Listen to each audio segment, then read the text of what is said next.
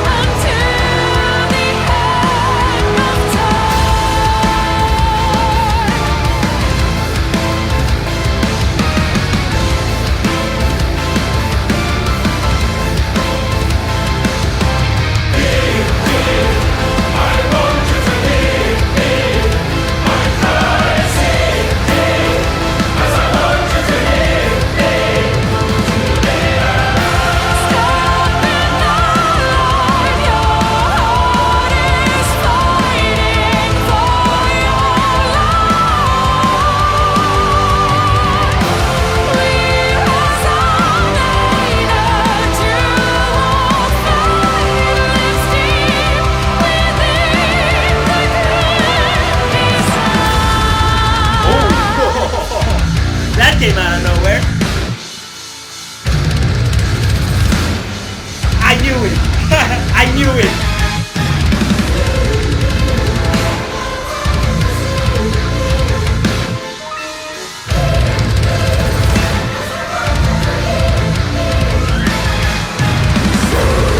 Let's go!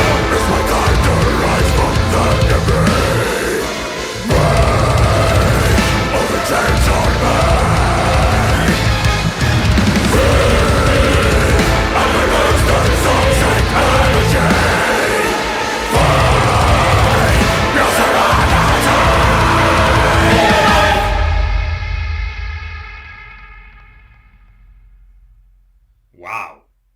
What the hell? There's so much to unpack from that. Okay, so Simone is Mother Earth and the other Epicans are the bad humans that are coming to rape our Mother Earth, and then Mark Jansen turns against them. That's what you thought? I thought they just dressed her up as a bush. What? She looked like a bush. An orange one, but still. Mother Earth has bushes. And I really thought at first that the guys were just, on a heist.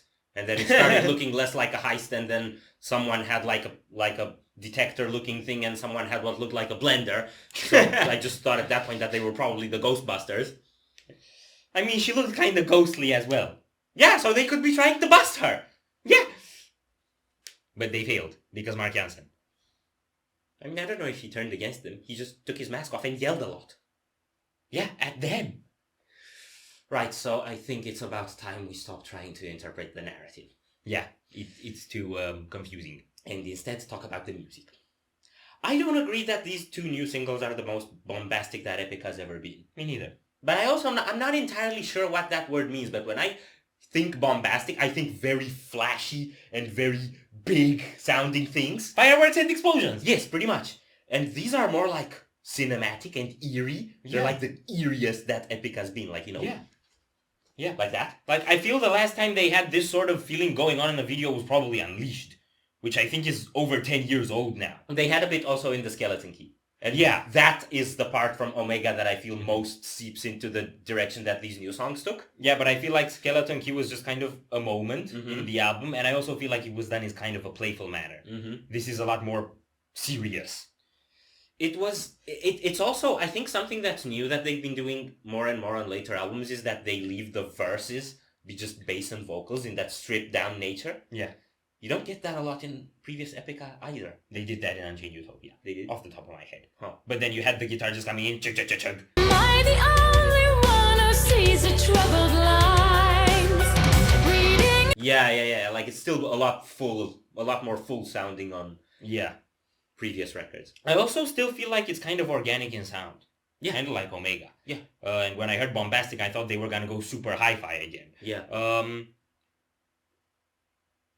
The song is kind of very vocal focused and somewhat droning for most of it, as in the vibe doesn't change a lot. It gets a bit bigger in the chorus, but it feels like it has that slightly subdued sense to it. Yeah. And the vocal line is very much in full focus. The only thing that really caught my attention outside of it was that part halfway through the chorus where the drums space out. And it gets you that really big sort of slow headbang type groove. But yeah, that's been pretty much it until they did the unexpected switch. Yeah, those drums came out of nowhere. Yeah. They were like, we know we're a symphonic metal band, but death metal. Yeah. Well, that's what I've always been saying about Arjen. It's like, he gotta join a death metal band. He got what it takes. I'm pretty sure he probably drums in other bands too. Yeah, I know. But I think he's probably doing more like session work and stuff because, Epica is huge. Yes. If you're in Epica, you're not going to have much time left to do something else on the side. Yes. But yeah, dude's a death metal drummer. He can pull it off. And I hate it when people don't mosh to Epica shows. I know it's symphonic metal and there's a pretty lady singing, but when the obsessive devotion kicks, you spin that shit!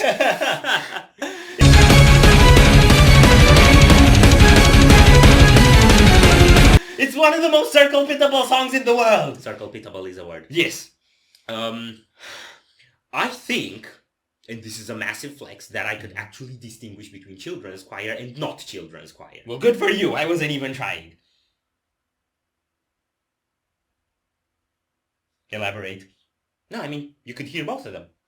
I feel like that little bit that repeats where you hear just the choir, a cappella, that's children's choir, and then the backing choir is like adult choir, maybe a male choir, but I couldn't tell for certain. So it's like we spotlight the children and we bury everyone else. Yes. Just like in society. Yes.